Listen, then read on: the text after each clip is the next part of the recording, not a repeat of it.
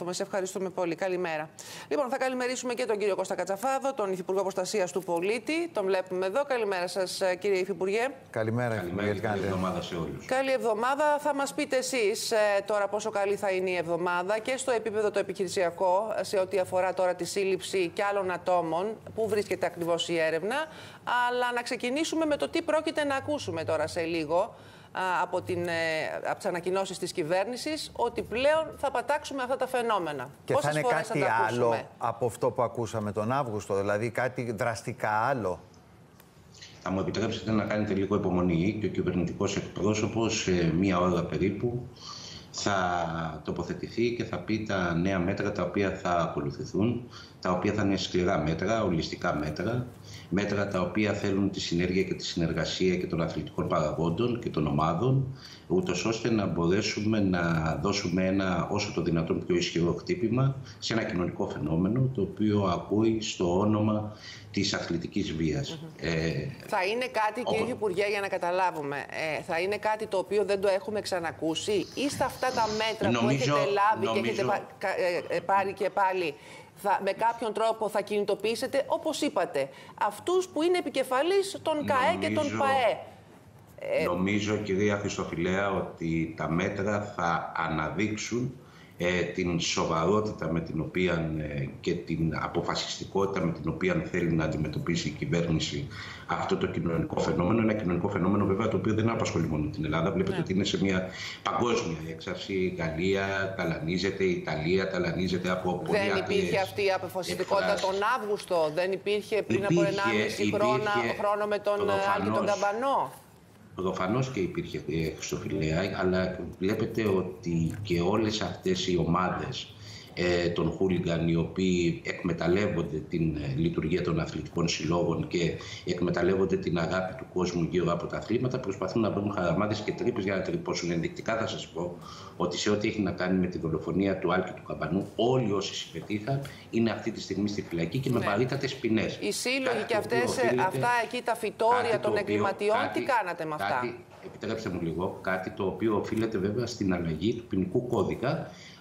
Και όπως βλέπετε είναι μια δυναμική κατάσταση την οποία είμαστε αποφασισμένοι να την αντιμετωπίσουμε και να την αντιμετωπίσουμε ολιστικά. Σας ξαναλέω όμως ότι το πρόβλημα της αθλητικής βίας και της οπαδικής παραβατικότητας και βίας δεν είναι ένα θέμα το οποίο έχει μόνο την αστυνομική του πλευρά. Είναι ένα κοινωνικό φαινόμενο, είναι ένα κοινωνικό φαινόμενο και είναι ένα θέμα το οποίο η κυβέρνηση έχει αποφασίσει να αντιμετωπίσει ριζικά. Έχετε απόλυτο δίκιο. Η διαφορά όμως που υπάρχει στην Ελλάδα είναι η εξής. Στο εξωτερικό δεν εμπλέκονται πουθενά οι πρόεδροι των ομάδων. Δεν υπάρχουν, δεν τους ξέρουμε καν. Εδώ λοιπόν με κάποιο τρόπο συνομιλητές στο τραπέζι μέχρι στιγμής φαίνεται να είναι και οι πρόεδροι των ομάδων. Κάτι που κανονικά δεν θα έπρεπε όσον αφορά τη βία.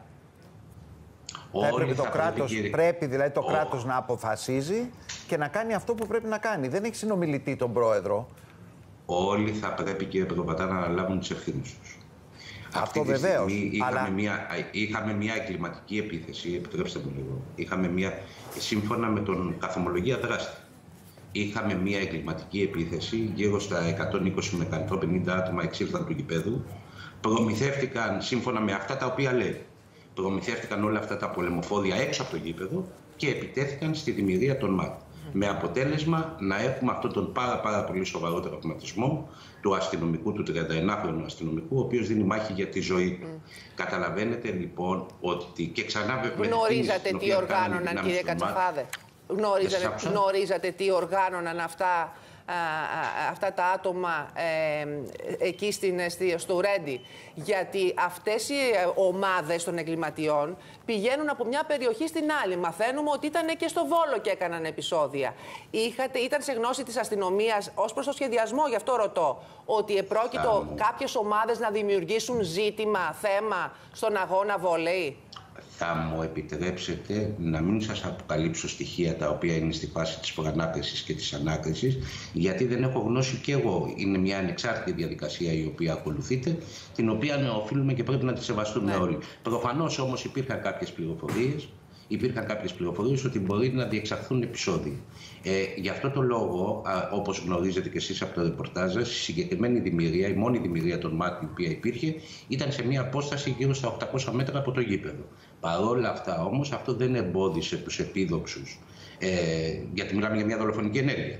Για όλους αυτούς οι οποίοι πήγαν και επιτέθηκαν. Με τα πολεμοφόδια που είχαν και μέσα και έξω από το γήπεδο. Και δεν σημάδεψε πόδι, σημάδεψε άνθρωπο όπου τον πετύχει. Δεν τους εμπόδισε να εξέλθουν από το γήπεδο, να αναζητήσουν την δημιουργία των ΜΑΤ, να διανύσουν όλη αυτή την απόσταση στην οποία διένυσαν, προμηθευόμενοι όλα αυτά τα πολεμοφόδια κατά δήλωσή του έξω από το γήπεδο. Και φυσικά συνεχίζεται όλη η διαδικασία της αναζήτησης και των υπολείπων. Να ολοκληρώσω όμως αυτό, γιατί ακούω συνδικαλιστές και απλούς αστυνομικούς να λένε ότι μας στέλνετε σαν πρόβατα επισφαγή. Ως προς το σχεδιασμό εννοώ.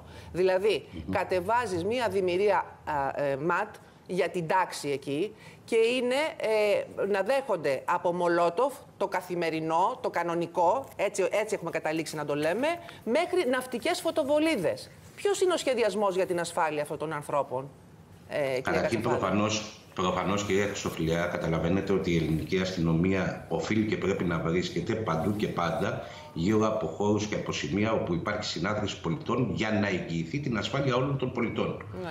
Αυτό νομίζω ότι είναι αυτονόητο. Και όπου υπάρχουν κάποιες πληροφορίες ότι κινδυνεύει η ασφάλεια των πολιτών, οφείλει και πρέπει να είναι εκεί η αστυνομία για να τηρήσει την ένομη τάξη.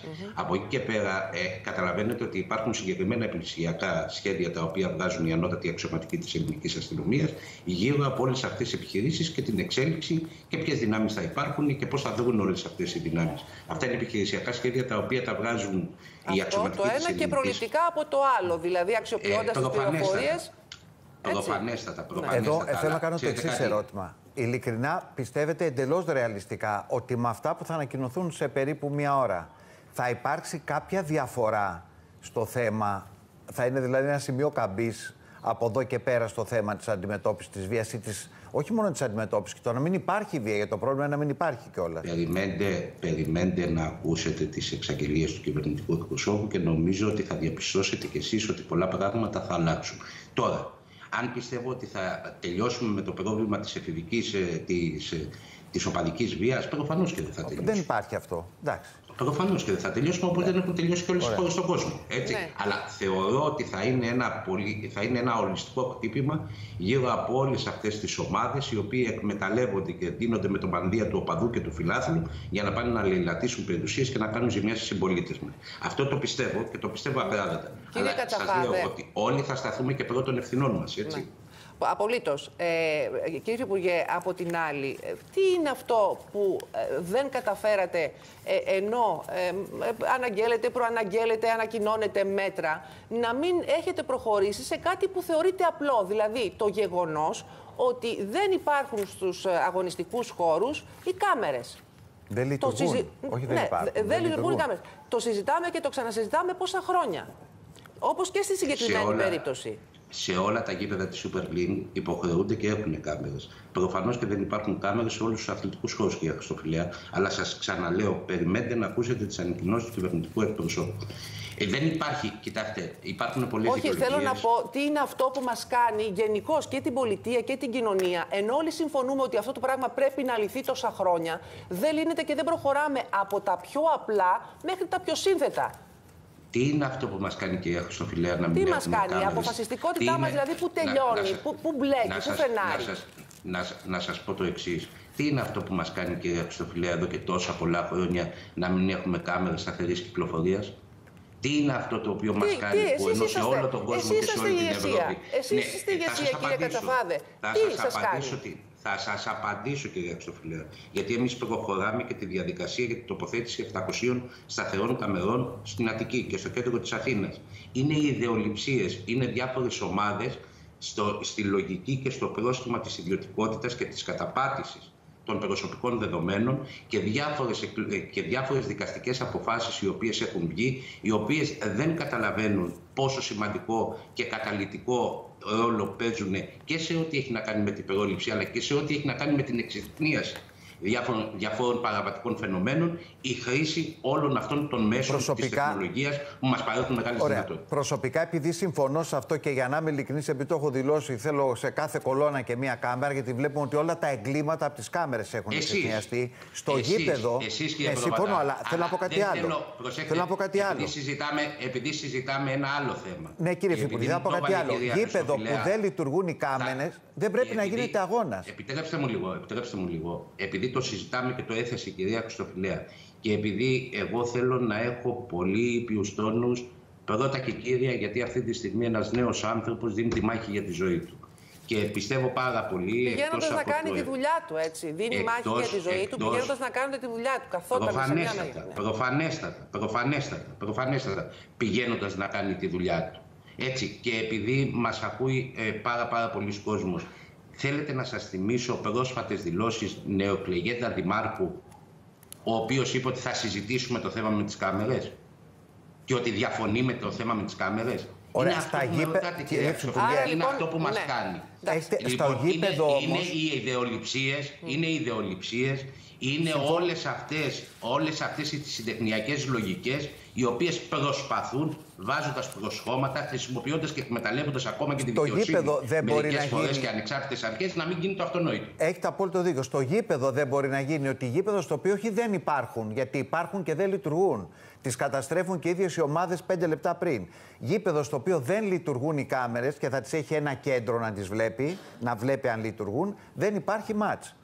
Δεν υπάρχει αγώνα. Γι' αυτό σας ξαναλέω, κύριε Προβατά, ότι σε όλα τα παιχνίδια, σε όλα τα γήπεδα της Super League υπάρχουν κάμερες.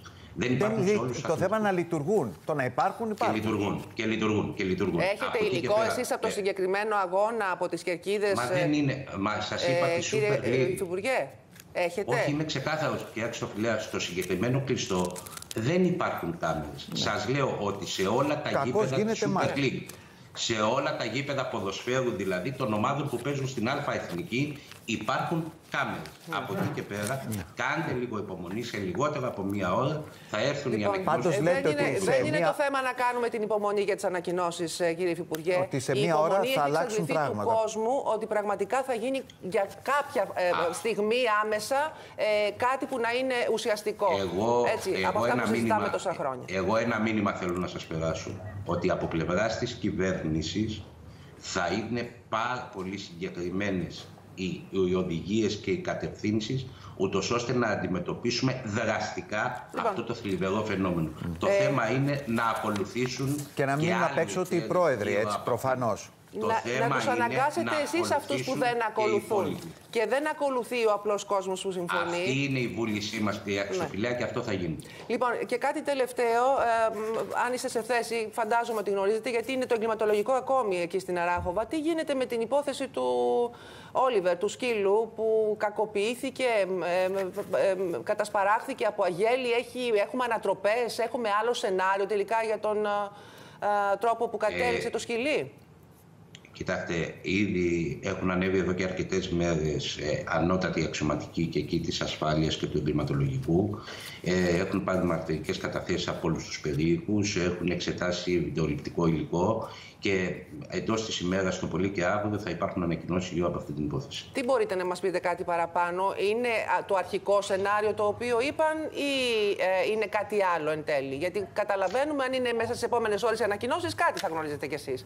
Εξετάζονται, κυρία Χριστοφιλέα, ενδελεχώς και νομίζω ότι έχουμε καταλήξει στο ποια είναι η αιτία όπου έχασε τη ζωή του το συγκεκριμένο σκύλος. Δεν θέλετε να μας πείτε κάτι παραπάνω?